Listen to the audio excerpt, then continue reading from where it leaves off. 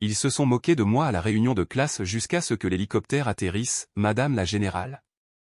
Nous avons besoin de vous. Je m'appelle Rebecca Cole.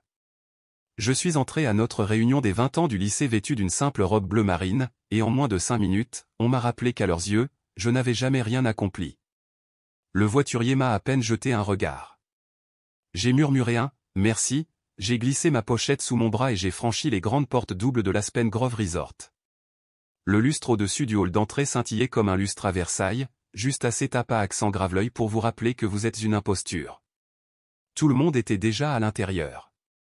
Je pouvais entendre le bourdonnement des rires, le flot des applaudissements et le tintement des verres de vin avant même que le concierge ne me tende un badge nominatif. Il portait l'inscription « Rebecca Cole » dans une police générique avec empattement. Aucun titre, aucune distinction, aucun poids. La touche de Chloé, sans aucun doute. Je portais toujours la bague de West Point sous ma manche, mais personne ne la voyait. C'est exactement comme je l'avais prévu. La salle de bal principale s'ouvrait comme une scène de théâtre. De longues tables nappées de lin ivoire, des arrangements floraux centrés avec des cristaux ridicules, un gâteau à 6 étages scintillant sur un piédestal. À l'avant se trouvait un grand écran diffusant un diaporama de souvenirs, le bal de fin d'année, le club de débat, les pom-pom girls, le voyage de classe à Washington DC. Chloé figurait sur la moitié d'entre eux. J'étais peut-être sur 3. Chloé Cole, ma sœur cadette, était déjà sur scène quand je suis entré. Elle portait une robe fourreau rouge qui criait pratiquement « pouvoir », et sa voix se déversait à travers le microphone avec un charisme sans effort. Et après 15 ans au département de la justice, je suis fier de dire que j'ai récemment été nommée directrice adjointe de la surveillance cybernétique de l'Ouest, dit-elle en rejetant ses cheveux en arrière avec un rire. Mais je n'oublierai jamais où tout a commencé. Ici même, au lycée Jefferson. Et bien sûr, je dois remercier ma sœur, qui est avec nous ce soir, d'avoir toujours été si singulièrement elle-même. La foule gloussa, ne sachant pas si c'était un compliment. Je n'ai pas bronché. C'était le talent de Chloé, transformer les éloges en armes. J'ai trouvé mon nom à une table éloignée, la table 14, près des plateaux du buffet et proche de la sortie. Les noms sur les tables de devant étaient gravés en lettres d'or, Dr Hartman, PDG Wang, Sénateur Gilles, Chloé Cole. Je me suis assise à ma table sans centre de table, avec un cocktail de crevettes à moitié mangé sur une assiette partagée. De l'autre côté de la salle, Jason Hart m'a repéré. Il n'avait pas beaucoup changé. Toujours grand, toujours suffisant. Il s'est approché, un verre à la main, son costume parfait, et s'est penché avec un sourire en coin qui n'avait pas mûri. « Becca, dit-il doucement. Toujours stationné dans le désert? Où tu pousses de la paperasse au Kansas maintenant? » J'ai eu un sourire crispé. « Ravi de te voir aussi, Jason. » Il a ri. « Allez, je plaisante. Mais sérieusement, tu n'avais pas fait des études de pré-droit? Qu'est-ce qui s'est passé? » Avant que je puisse répondre, une femme en perles s'est penchée vers un autre invité et a chuchoté assez fort pour que je l'entende, elle n'a pas abandonné la fac de droit. Quel dommage. Tant de potentiel. Melissa June a croisé mon regard à 3 tables de là. Elle a esquissé un léger sourire. Je le lui ai rendu, ne sachant pas s'il signifiait de la pitié ou de la solidarité. Probablement les deux. La foule du dîner s'est épaissie. Les serveurs se déplaçaient comme des automates, servant de la côte de bœuf et des pommes de terre gratinées. Chloé s'est arrêtée, tout en étreinte théâtrale et en dents étincelantes. « Oh, Becca, dit-elle. Contente que tu aies pu venir. Je ne t'ai presque pas reconnu dans ce vintage bleu marine. Ce n'est qu'une robe, ai-je dit. Eh bien, tu as toujours été pratique, elle a penché la tête. Tu sais, on devrait vraiment parler un de ces jours. Tu as tellement d'histoires, j'en suis sûr. Seulement les discrètes, ai-je répondu. Jason est revenu, accompagné de 2 autres camarades de classe. L'une d'eux, une femme bronzée dans un tailleur bleu pâle, a plissé les yeux en me regardant. Attends, tu étais dans l'armée? C'est vrai. Je me souviens que tu es parti après la 2e année pour t'enrôler ou quelque chose comme ça. Un homme derrière elle a éclaté de rire. Attends, tu étais dans l'armée? Et alors? Genre, employé de bureau ou sergent de messe. Plusieurs têtes se sont tournées. Certains ont ri. Jason avait l'air amusé. Chloé n'a rien dit. J'ai pris une gorgée d'eau. Le verre tremblait légèrement dans ma main, mais je l'ai tenu fermement. L'air est soudainement devenu plus lourd, comme si la gravité s'était déplacée à l'intérieur de la pièce, mais je ne l'ai pas laissé m'abattre. Je me suis levé sans un mot, j'ai ajusté la manche qui cachait ma bague de West Point, et je les ai regardés un par un avec un calme que j'avais acquis en 2 décennies passées dans des salles de crise et des bunkers souterrains. J'ai souri faiblement, silencieusement, j'ai répondu, quelque chose comme ça, puis je me suis dirigé vers le balcon où mon téléphone crypté a sonné silencieusement. Il voyait une personne insignifiante dans une robe bon marché, mais j'avais un jour briefé l'OTAN dans cette même robe, juste sous un manteau militaire dont ils ignoraient l'existence. Le vent à l'extérieur s'enroulait autour des bords du balcon comme s'il essayait d'écouter aux portes. Je suis resté là un moment, le dos droit, les yeux fixés sur les cimes sombres des arbres qui se balançaient au-dessus du terrain de golf. Les lumières de la station balnéaire saignaient de l'or sur l'herbe. Mais ici, où personne ne se souciait de se tenir, c'était calme. Ce genre de calme était rare dans mon monde. À l'intérieur, la clameur des réussites a repris de plus belle. Des rires, des toasts, une autre diapositive du diaporama apparaissant, Chloé avec l'équipe de débat. Chloé devant la Maison Blanche. Chloé à Harvard. La porte derrière moi s'est ouverte avec un sifflement. Jason. Te voilà, dit-il, déjà à mi-chemin de son prochain scotch. Tu as toujours aimé te tenir au bord des choses. Je n'ai pas répondu. Il s'est appuyé contre la balustrade, trop près. Tu sais, commença-t-il, la voix désinvolte, tu avais vraiment un avenir. Sur la voie du major de promotion, prodige de l'équipe de débat. La faculté de droit de Harvard te suppliait pratiquement, et puis, pouf, l'armée. Il a ri. Je n'arrive toujours pas à comprendre ça. Son rire n'avait pas changé. La même arrogance sèche. Le même besoin de se sentir un cran au-dessus. Cela m'a ramené à la dernière fois que nous nous sommes tenus si près, en terminale. Le couloir du dortoir sentait encore le café brûlé et le savon à lessive. Je lui avais dit que j'avais accepté West Point.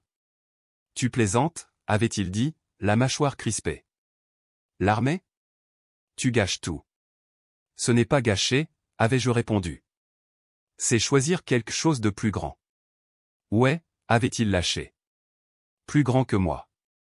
Et puis il est parti.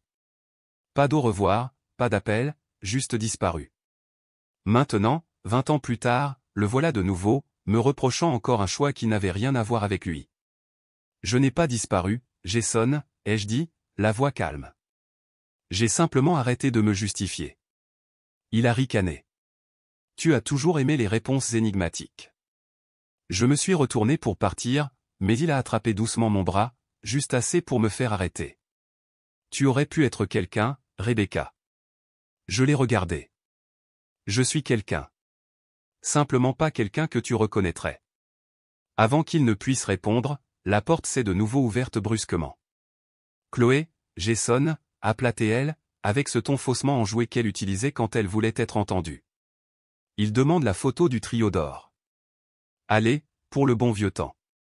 Ses yeux se sont posés sur moi et son sourire s'est élargi. Oh, Becca, je ne savais pas que tu étais encore là. Je pensais que tu te serais éclipsé plus tôt comme d'habitude. Jason a lâché mon bras. Chloé s'est approchée, enlaçant son bras autour du sien comme s'il y avait toujours appartenu.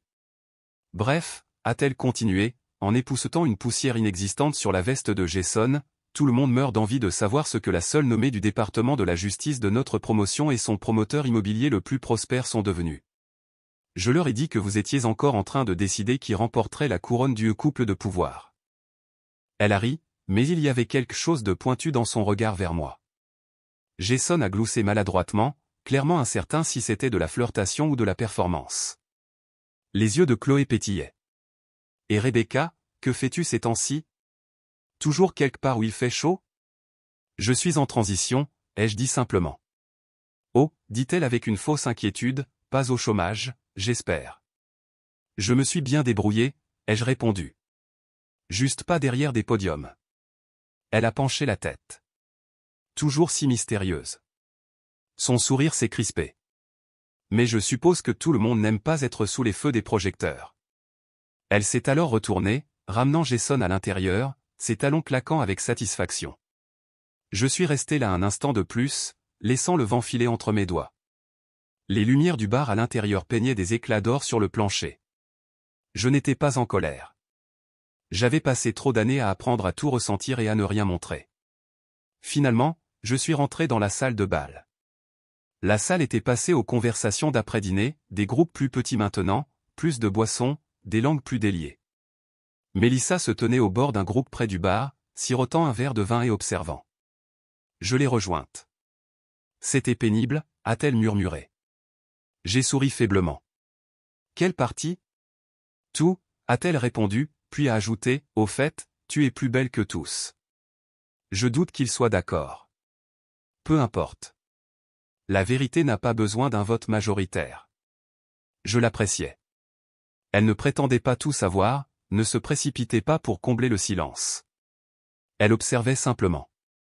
De l'autre côté de la salle, Chloé se penchait près de Jason, lui chuchotant quelque chose qui la fait rire. Quand elle m'a surprise en train de regarder, elle n'a pas détourné les yeux. Elle a juste souri. Elle ne te suivait pas partout comme une ombre avant, a demandé Mélissa. Elle a appris à m'éclipser à la place, ai-je dit. Avant qu'elle ne puisse répondre, une main douce a touché mon épaule. Je me suis retourné. Monsieur Walters. Il avait l'air plus âgé et des cheveux plus gris, une silhouette plus mince mais ses yeux étaient tout aussi vifs que lorsqu'il enseignait l'histoire en classe avancée. Il portait un blazer bleu marine, un pantalon kaki, et ce même demi-sourire de travers qui précédait autrefois une interrogation surprise. Mademoiselle Cole, dit-il chaleureusement. J'espérais que vous seriez là.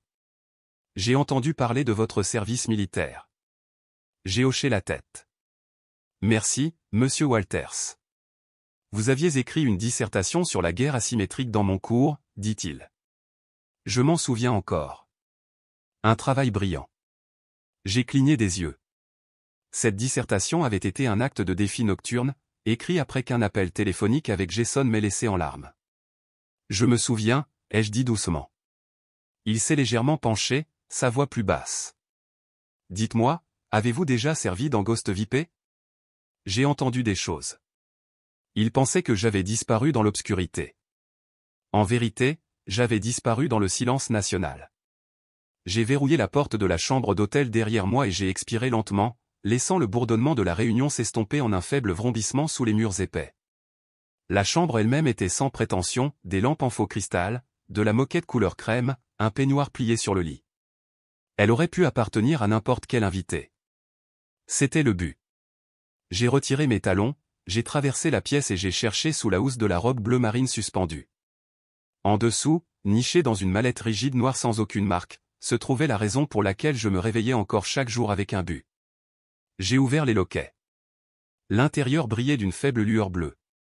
Un scanner d'empreintes digitales, un scanner rétinien, une confirmation vocale. Cole, Rebecca. Accréditation Echo 5. Un léger carillon. Puis l'écran s'est allumé, communication sécurisée en ligne. Une rafale de données a rempli l'écran, indicateur de menace. Protocole non résolu. Statut du projet Merlin, confinement de brèche active. J'ai parcouru la dernière évaluation. 4 zones rouges. 2 acteurs internes possibles. Un point de brèche correspondant au plan que j'avais signalé. Appel entrant, LSJ2, commandement cybernétique. J'ai tapé sur l'écran. Son visage est apparu, mâchoire carrée, barbe de minuit, des yeux comme s'il n'avait pas dormi depuis 2 jours. Madame, dit-il, sans s'embarrasser de formalité. Je sors juste d'un débriefing. La situation a changé. Ils veulent que vous jetiez un œil aux interceptions de Merlin au plus vite. Je n'ai pas scié. Les chefs d'état-major interarmés? Officieusement. Officiellement, c'est une consultation consultative. Mais ne faisons pas semblant que ce n'est pas critique. Nous avons un partenaire de l'OTAN compromis et des communications internes liant la brèche au fichier du protocole Phoenix. Une pause. Puis sa voix s'est légèrement adoucie. Rebecca, ils ont besoin de vous à Washington DC pour lundi. J'ai fixé la carte superposée clignotante. 4 zones rouges. Oui, mais il y en avait une 5e qui commençait à peine à pulser. Je ne peux pas partir pour l'instant, ai-je dit doucement. Compris. Mais si ça dégénère, ça va. J'ai dit, le coupant, que c'est déjà en mouvement. Il m'a regardé comme s'il voulait argumenter, mais ne l'a pas fait. Vous avez 48 heures, dit-il. Après ça, on vous extrait, que vous soyez prête ou non. J'envoie les dossiers d'information sur votre cloud sécurisé. L'écran a vacillé à la fin de l'appel. Pendant un moment, je suis restée assise là, la lueur de la mallette bourdonnant à côté de moi.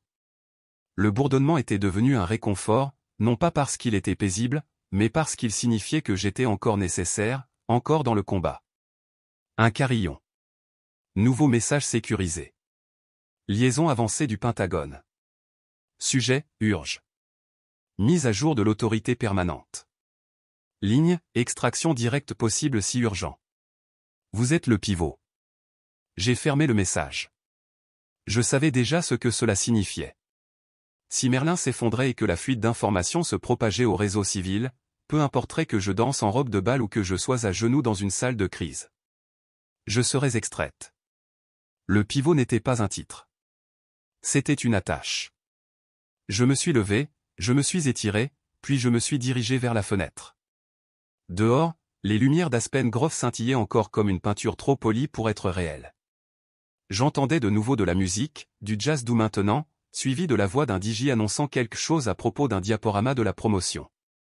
20 ans plus tôt, j'étais assise dans cet auditorium avec Jason, Chloé et Melissa, écoutant notre major de promotion parler d'héritage. Je me souviens avoir applaudi poliment, même souri pour la photo de l'annuaire. Je n'aurais jamais imaginé que mon héritage serait le silence. Il y a 15 ans, Ghost VIP a été déployé pour une mission si sensible que nous avons brûlé chaque bribe de matériel de planification par la suite. Nous avons réussi, mais à un coût. 3 agents ne sont jamais rentrés. Leurs noms n'ont pas fait les gros titres.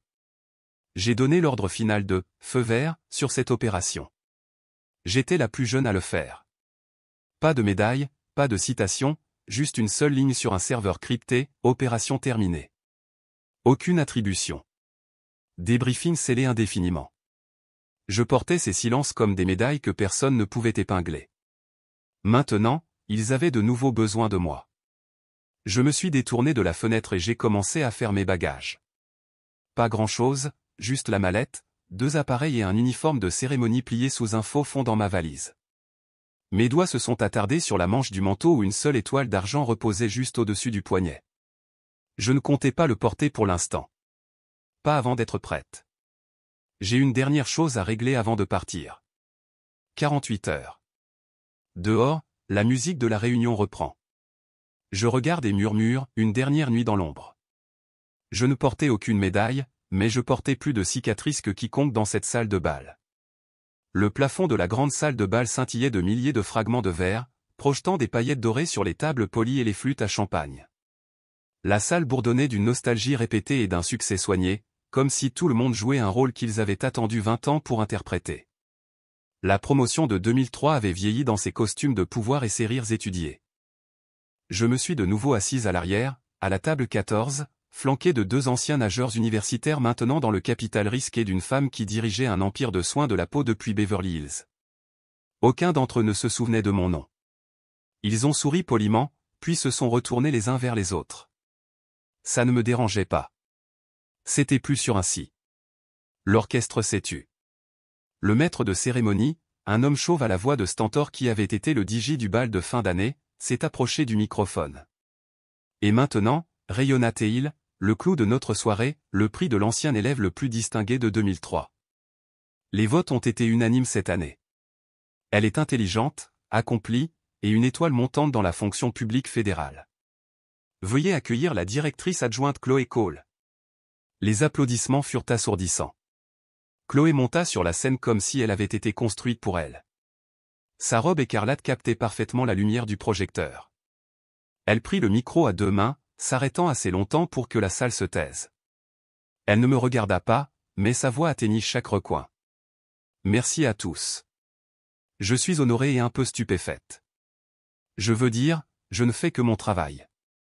Mais je suppose qu'avec le temps, on voit qui s'élève, qui dirige, et qui regarde simplement depuis les coulisses. Rire, mesuré, poli. Elle continua, je veux remercier mes mentors, mon équipe au département de la justice, et bien sûr, mes professeurs de lycée, surtout ceux qui ont encouragé l'ambition plutôt que la conformité. Ils m'ont appris que servir est admirable, mais diriger? C'est là que le vrai changement se produit. Une autre vague d'applaudissements. Elle sourit comme si elle venait de résoudre une énigme, puis ajouta, « Je pense que nous connaissons tous quelqu'un qui a choisi de s'effacer, et ce n'est pas grave. Tout le monde ne veut pas ou ne peut pas supporter la lumière. » Je n'ai pas bougé. Mon visage n'a pas scié. Mais j'ai vu Mélissa me regarder de l'autre côté de la salle. Pas avec pitié, avec quelque chose de plus vif, de l'incrédulité. Jason, quelques tables plus loin, se leva, son verre de vin levé. « À Chloé, déclara-t-il. Notre propre dame de fer. La preuve que diriger de front vaut mieux que de se cacher dans l'ombre.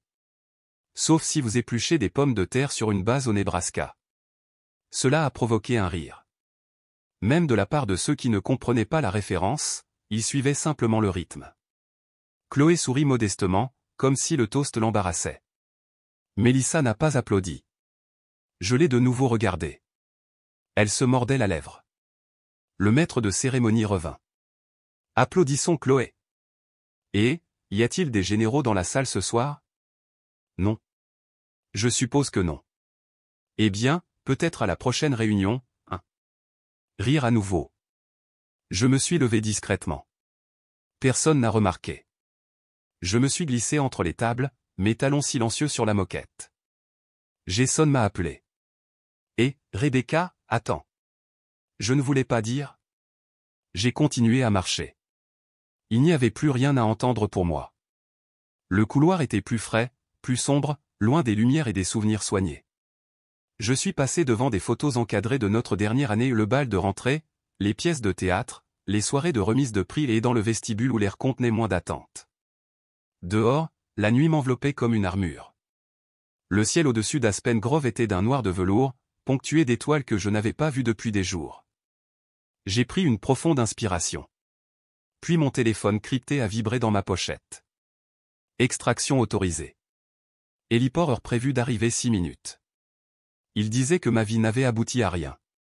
Mais alors le ciel a commencé à trembler. Je me tenais seul près du bord de la pelouse, au-delà des grappes de guirlandes lumineuses et des quatuors à cordes, au-delà du périmètre où les photographes avaient cessé de prendre des photos et où les voix avaient commencé à s'adoucir en un réseautage poli et bien huilé. Au-delà des treillages, la nuit était plus calme, plus fraîche. Mes talons s'enfonçaient doucement dans l'herbe humide, et j'ai incliné la tête vers le haut pour regarder les étoiles. Pendant un instant, elles m'ont rappelé les nuits couleur sable à l'étranger, les cartes de terrain éclairées par un clair de lune filtré, un silence qui signifiait le danger, pas le mépris. Derrière moi, les échos de la réunion s'accrochaient encore à l'air, le discours d'acceptation de Chloé, la blague imbibée de vin de Jason, le rire final du maître de cérémonie. À leurs yeux, j'étais déjà sorti de l'histoire. Sans importance, oublié. J'ai dit un jour à Mélissa en passant, des années auparavant, je n'ai pas besoin qu'ils applaudissent. J'ai juste besoin qu'ils voient. Je n'avais pas prévu que ce moment arriverait de cette manière. Le vent a tourné. Un grondement sourd a commencé, doux d'abord, à peine distinguable du bourdonnement ambiant des générateurs et du trafic lointain. Mais il a grandi. Les serveurs se sont arrêtés en plein pas. Quelqu'un a levé les yeux. Quelques invités ont regardé autour d'eux, perplexes. Puis les lumières sur l'herbe ont vacillé, les points blancs remplacés par des faisceaux durs et concentrés venant d'en haut. Un son a fendu l'air comme un tonnerre se brisant latéralement. Les gens ont halté. Des plateaux sont tombés, du verre s'est brisé, des serviettes se sont envolées. De la lisière des arbres au nord, une forme sombre a émergé, angulaire, précise. Un hélicoptère militaire, noir mat, fendant le ciel avec précision. Ses rotors tonnaient alors qu'il planait au-dessus de la pelouse, ses lumières éclairant la foule. Des cris de confusion, des téléphones sortis. Quelqu'un a crié, « Que se passe-t-il » Une mère a serré son enfant contre elle. Jason a protégé ses yeux. La flûte de champagne de Chloé a basculé, renversant de l'or sur sa robe. L'hélicoptère a commencé à descendre, les rotors soulevant un cyclone de feuilles et de pétales. Les invités ont reculé en titubant alors que les cheveux et les cravates fouettaient dans toutes les directions. Le quatuor à cordes a cessé de jouer. Les appareils photo ont flashé, non plus de joie maintenant, mais de confusion, de peur. Puis il a atterri. La porte s'est ouverte. Le colonel Marcus Ellison est sorti en grand uniforme, les rubans brillants sous le projecteur. Ses bottes ont craqué sur le chemin de gravier alors qu'il traversait la pelouse, la tête haute, le pas mesuré. Il n'a pas jeté un regard à la foule. Ses yeux étaient fixés sur une seule chose, moi. Je n'ai pas bougé. Je me tenais droite, les bras le long du corps, le vent tirant légèrement sur ma robe bleu marine. Pour la première fois de la soirée, je ne me sentais pas sous-habillé. Je me sentais exactement comme je devais être. Ellison s'est arrêté à 1 mètre de distance, a redressé ses épaules et a salué un salut net, délibéré, impeccable. Puis il a parlé, une voix projetée par-dessus le silence stupéfait. Général de corps d'armée Cole. Mon général, le Pentagone requiert votre présence. Briefing immédiat. Les mots ont frappé l'air comme une détonation. Quelqu'un a halté. Un autre a laissé tomber son téléphone. Un verre de vin s'est brisé. J'ai entendu la voix de Jason derrière moi, à peine plus forte qu'un murmure. Non. Quoi?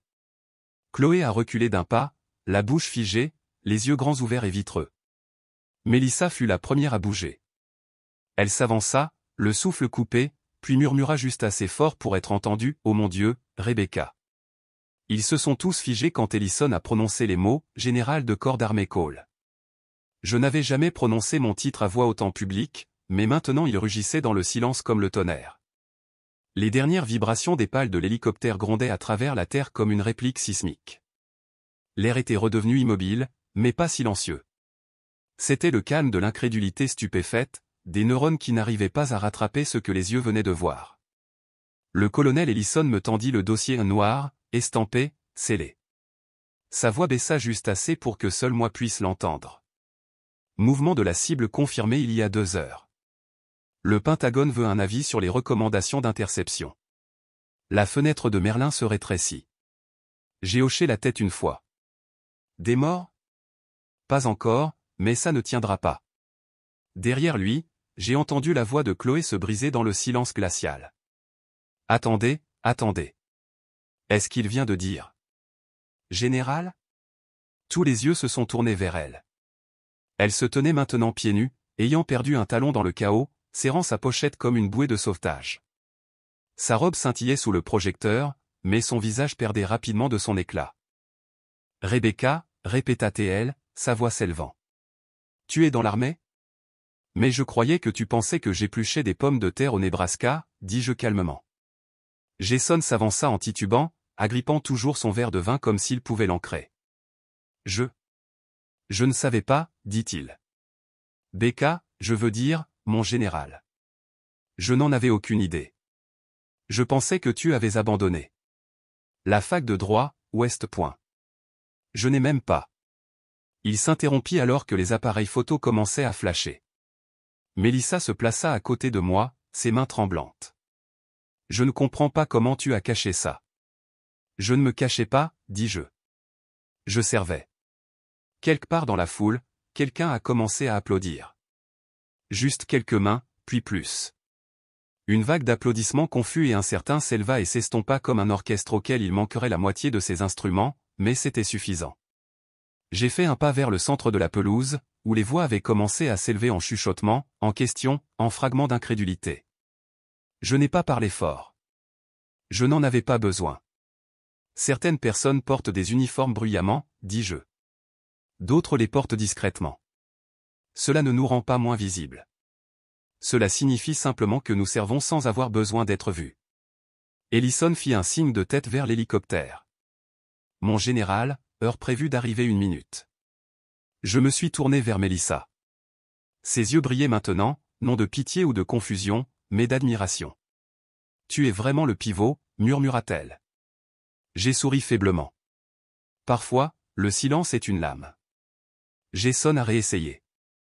Becca, s'il te plaît, pouvons-nous parler? J'ai eu tort. Je ne t'ai pas vu. C'est bien ça le problème, ai-je répondu sans me retourner. Tu n'as jamais essayé. Chloé se tenait sur le côté, les bras croisés, la poitrine haletante. Son expression s'était figée, non pas dans l'embarras, mais dans le calcul. Alors que la foule se déplaçait, les téléphones levés et les chuchotements devenant des légendes, elle a discrètement sorti le sien. Un rapide glissement de doigts, elle a ouvert son application de podcast, a appuyé sur enregistrer. Ici Cole, commença-t-elle d'une voix basse et contrôlée. En direct d'Aspen Grove, où des vérités très intéressantes se dévoilent. Derrière moi, les rotors se sont remis en marche. Ellison m'a guidé jusqu'à l'hélicoptère, et le sol s'est dérobé sous mes pieds. Alors que je montais à bord, les flashs crépitaient, les visages s'estompaient sous le nuage grandissant de vent et de débris. Certains applaudissaient encore, certains restaient figés, d'autres sortaient leur téléphone. En décollant, j'ai jeté un dernier regard par la fenêtre, Chloé, les yeux brûlants, enregistrant toujours. Le temps que mes bottes touchent le sol du Pentagone, Internet s'était enflammé, et la voix de Chloé résonnait déjà dans ma boîte de réception. La porte sécurisée se referma derrière moi avec un sifflement pressurisé. À l'intérieur de la ZAS, le silence était dense, plus épais que le bruit. La brume numérique d'Aspen Grove avait été remplacée par des murs de béton, un éclairage tamisé, et le bourdonnement des matrices de menaces rampant sur des écrans classifiés. J'ai laissé les derniers fragments de parfum de la réunion au seuil. Ici, c'était la sueur, les données, et l'urgence. Le colonel Ellison m'a briefé tout en marchant d'un pas vif le long des rangées de terminaux. Je balayais déjà du regard le contenu de la tablette sécurisée qu'il m'avait remise, des journaux d'une montée de brèche près d'une ferme de serveurs baltes, des marqueurs de cryptage à moitié correspondants, des groupes de désinformation suspectés étiquetés, adjacent Merlin. Le général Monroe attend, dit-il. Je n'ai pas fait de pause. Nous sommes entrés dans la suite des opérations. Au fond de la pièce se tenait Monroe imposant, illisible, sa poitrine ornée du poids d'une carrière entière de rubans. Cole, dit-il, la voix tendue. J'ai vu les rumeurs, tant à l'intérieur qu'à l'extérieur du périmètre. Vous êtes toujours opérationnel? Je suis concentré, mon général. Bien. Parce que j'ai besoin de vos yeux sur le vecteur de désinformation. Celui-ci est politique et personnel. Il me passa un autre dossier. Une projection s'alluma derrière lui, des cartes s'illuminant par impulsion, des chronologies se croisant avec des hashtags.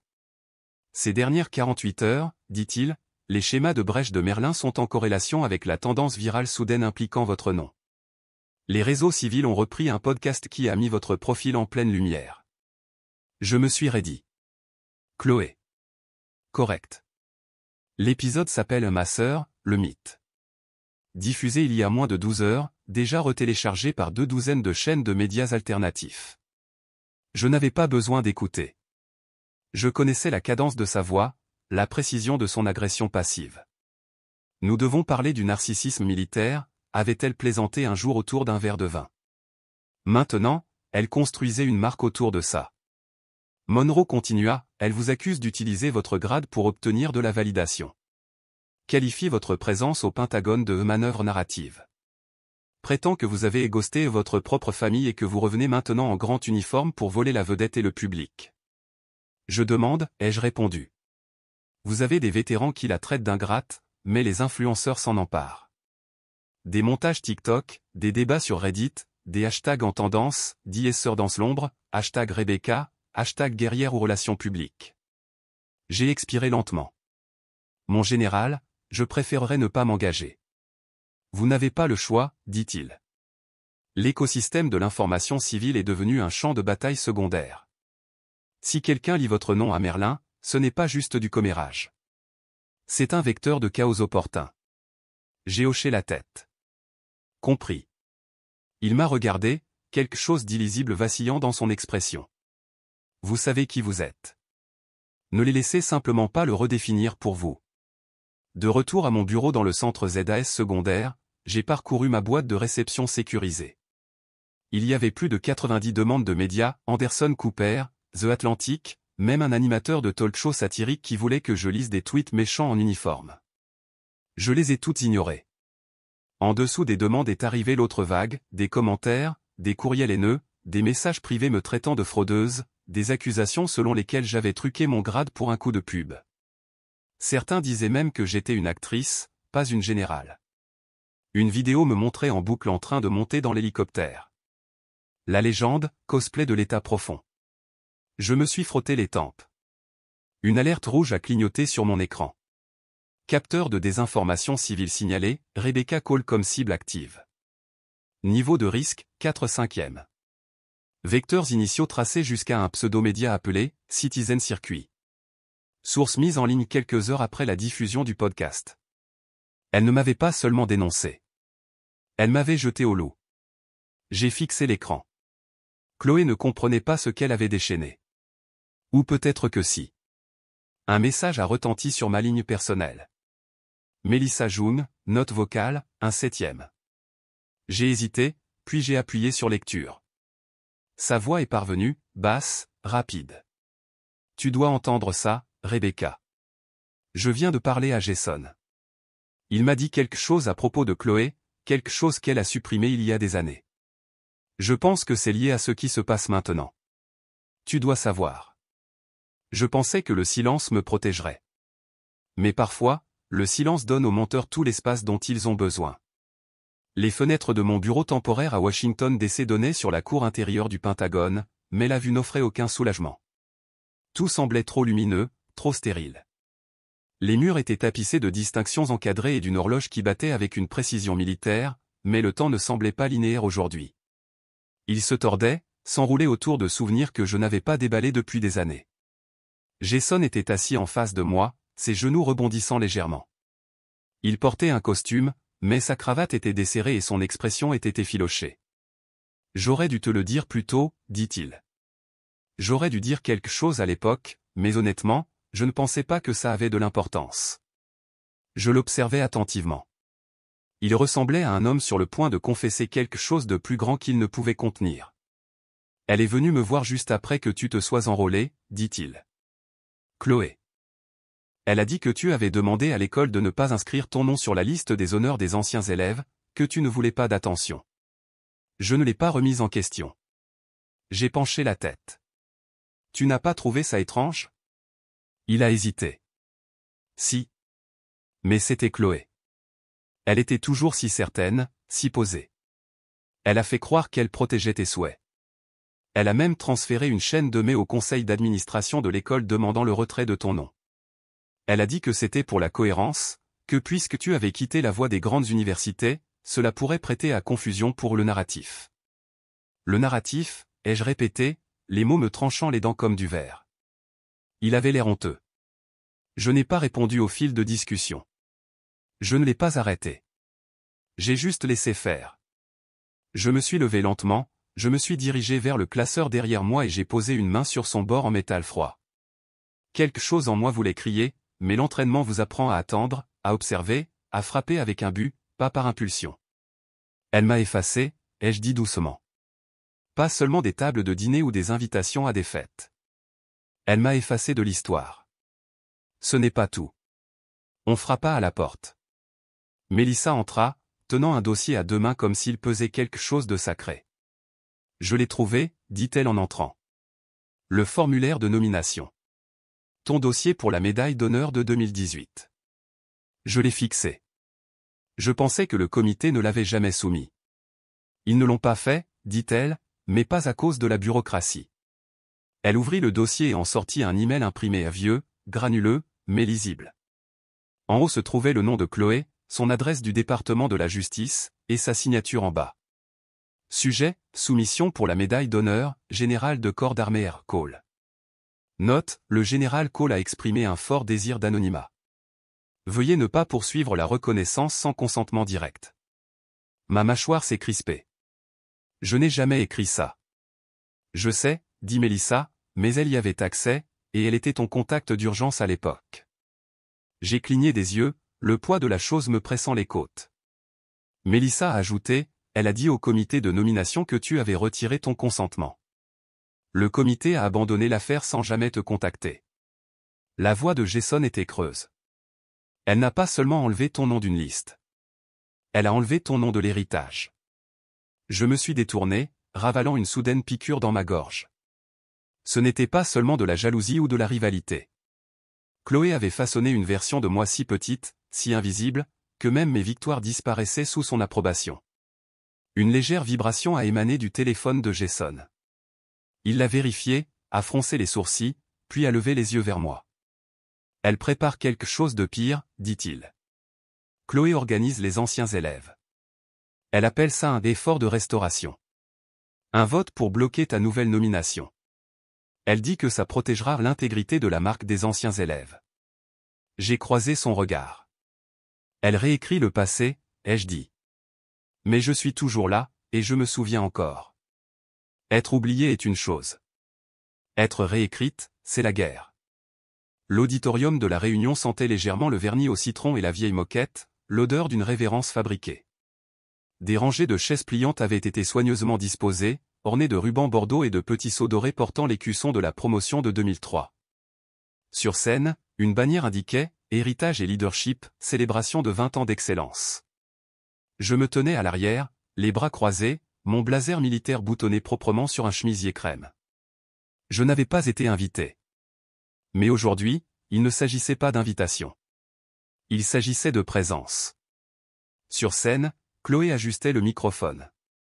Son sourire était précis, ses mouvements répétés. Elle portait un tailleur pantalon ivoire sur mesure et des boucles d'oreilles en perles.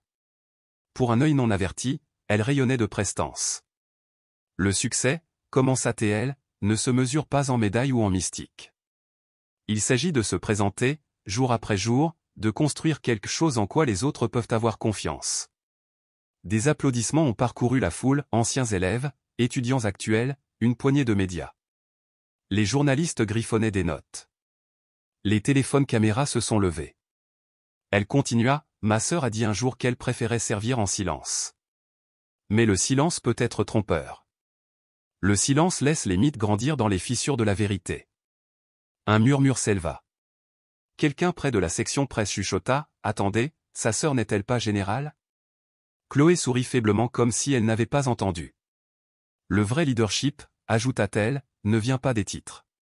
Il vient du fait de se présenter quand c'est important. Mélissa me trouva près de l'allée latérale et me glissa un dossier manille dans la main.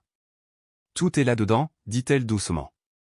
La reconnaissance du département de la Défense, le mémo de nomination, et cette photo. J'ai hoché la tête alors que Chloé terminait par une phrase sur un héritage bâti sur la clarté. Je m'avançai. Les voix se turent. Quelques halètements. Les chaises grincèrent alors que les têtes se tournaient. J'ai remonté l'allée centrale, mes bottes résonnant sèchement sur le bois moquetté. Le président du conseil des anciens élèves, un homme âgé aux yeux fatigués et à la cravate argentée, me remarqua. Son front se plissa. « Général de corps d'armée Cole, dit-il, la voix incertaine. J'ai rencontré son regard. Je demande 3 minutes au podium. Chloé s'était figée. Quelqu'un de la presse murmura, c'est elle. C'est la sœur. Le président hésita, puis fit un léger signe de tête. J'ai monté les marches. Chloé se tenait sur le côté, les lèvres serrées. Je ne l'ai pas regardée.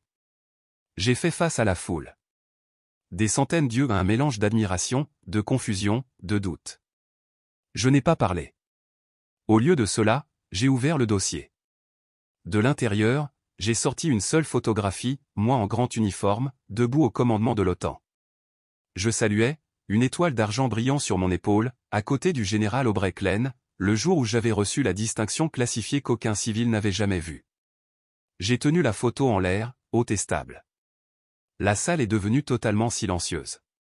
Je n'avais pas besoin d'applaudissements. J'avais juste besoin d'une seconde de leur attention, gagnée, non exigée. J'ai baissé lentement la photo. La salle est restée immobile, un souffle retenu dans les poumons collectifs.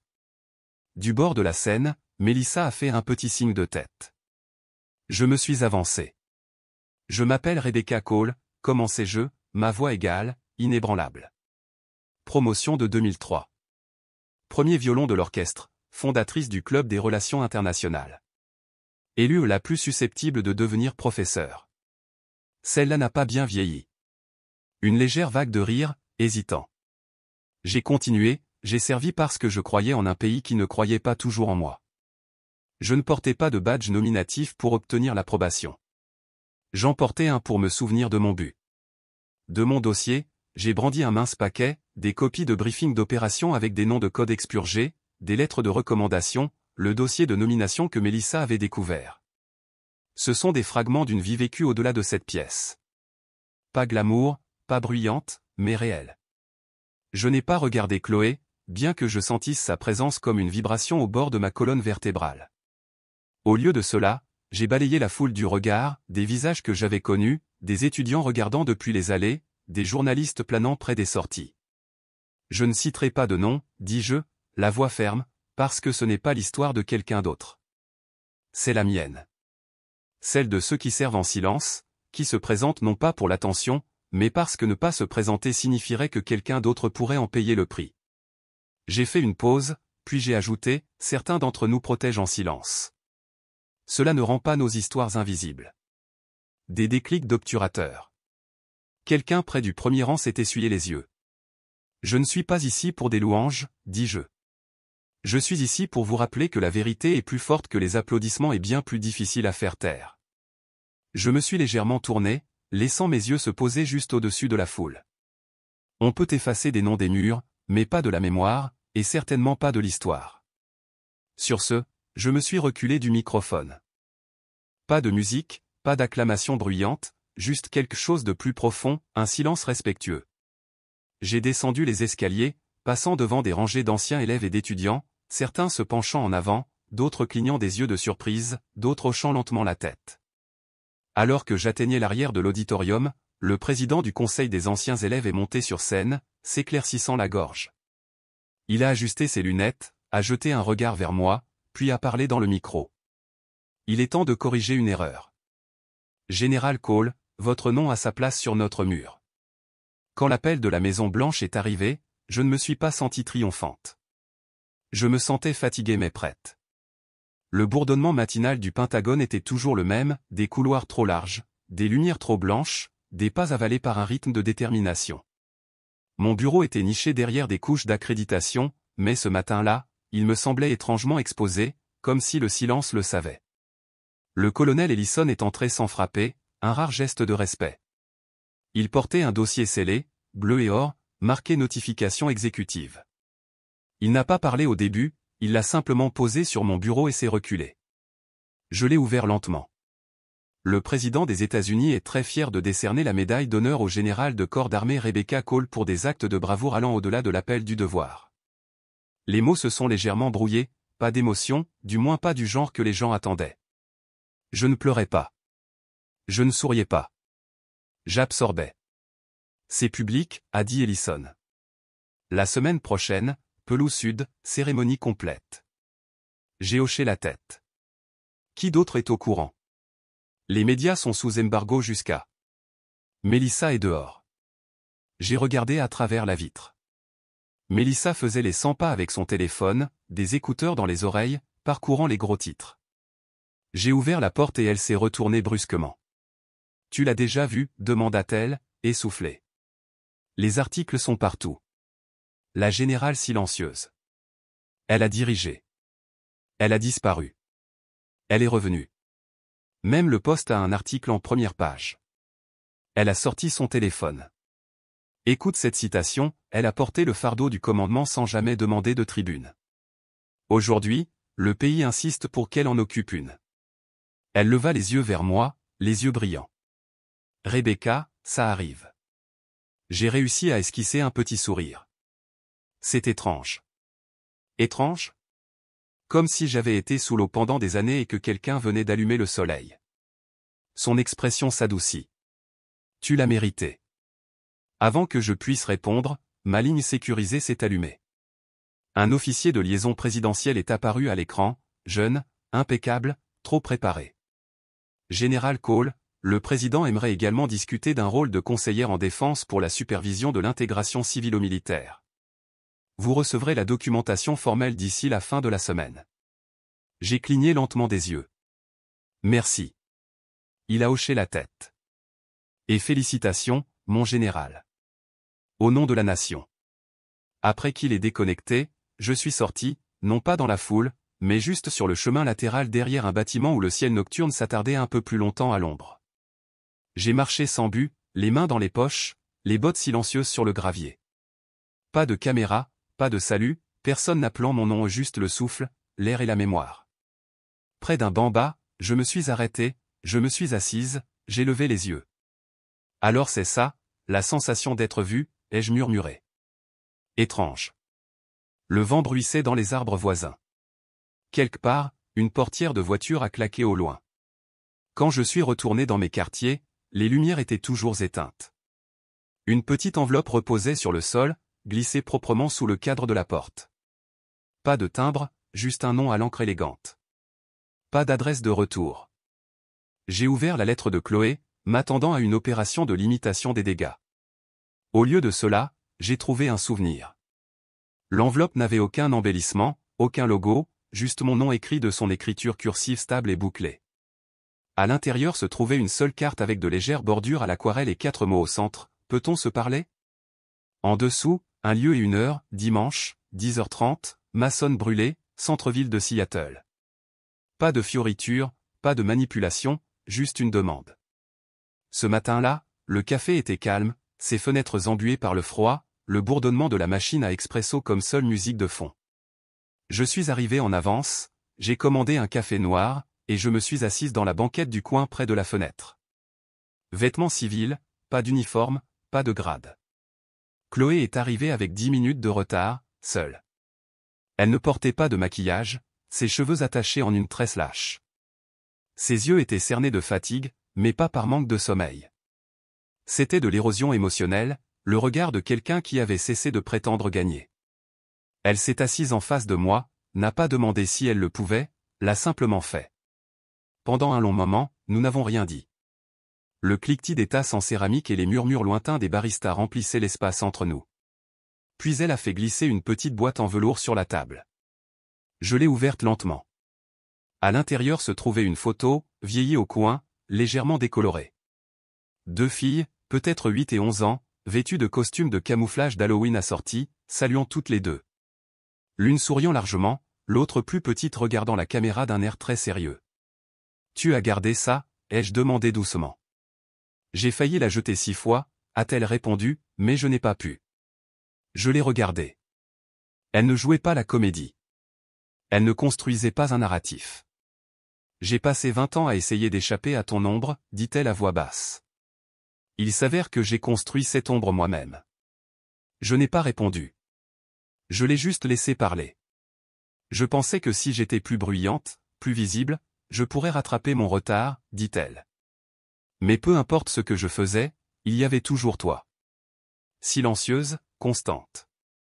Et je détestais à quel point je le ressentais. Je détestais à quel point je l'admirais. Ses doigts tremblaient alors qu'elle tendait la main vers sa tasse. Elle ne l'a pas soulevée, l'a juste tenue.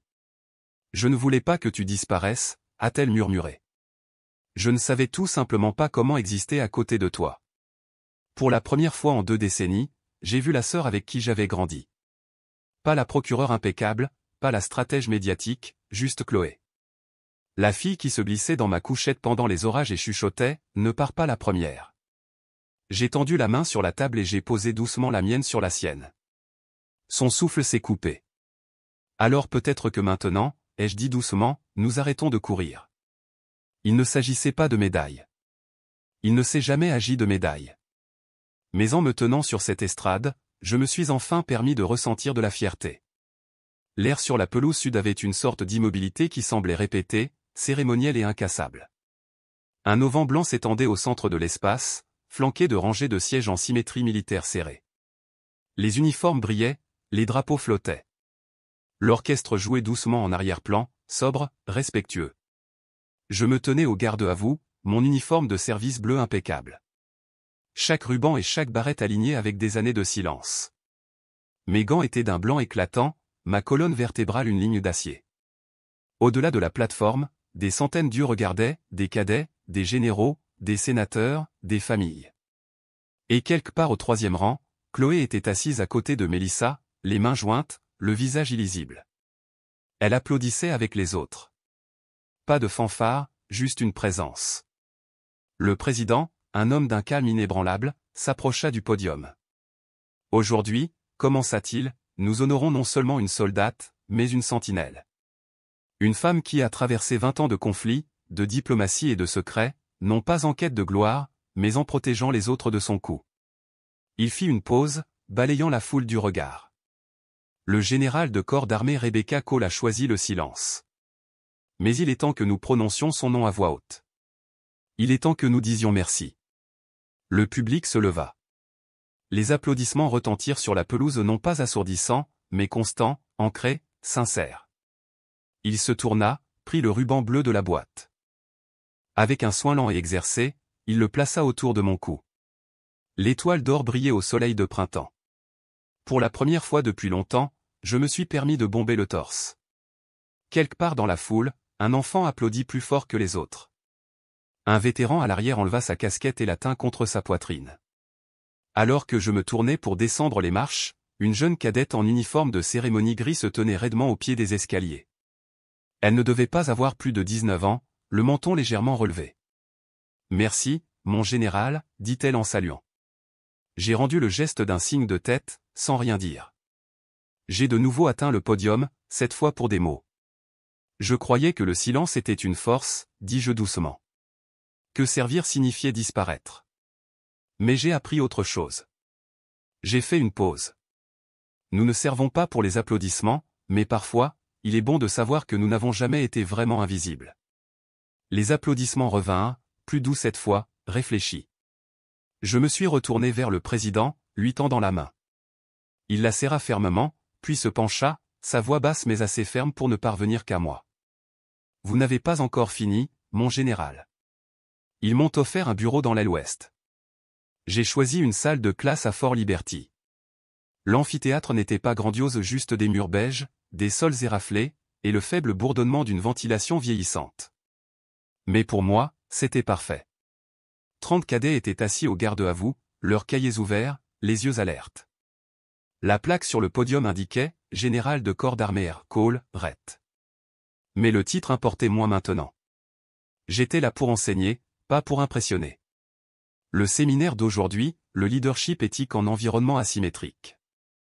Nous discutons de dilemmes du monde réel. Comment diriger quand personne ne regarde, comment agir quand les règles s'estompent. Une cadette, vive, des taches de rousseur, peut-être 20 ans, a demandé « Mon général, que faites-vous quand le système travaille contre vous ?» J'ai rencontré son regard. « Vous dirigez quand même, ai-je dit. Et vous documentez tout. » Ils ont ri doucement, mais ils ont compris. Ces jeunes femmes n'étaient pas là pour jouer à la poupée. Elles se préparaient à la réalité de la pression, de l'échec et des victoires silencieuses. Je me voyais en chacune d'elles et j'espérais qu'elles auraient des chemins plus faciles, mais pas moins de courage. Au milieu de l'après-midi, on frappa à l'arrière. Chloé, encore sans maquillage. Elle portait un jean, un blazer bleu marine, et tenait un petit sac d'appareil photo. Elle fit un signe de la main timide alors que je m'approchais. « J'espère que je ne dérange pas, dit-elle. »« Tu es sur le campus ?» ai-je demandé. « Je travaille avec une équipe sur une série documentaire, Les femmes au commandement. J'ai pensé commencer là où j'aurais dû commencer il y a des années. » J'ai haussé un sourcil. C'est loin des sarcasmes de podcast. Elle haussa les épaules. Les gens changent. Avant que je puisse répondre, Mélissa apparut derrière elle.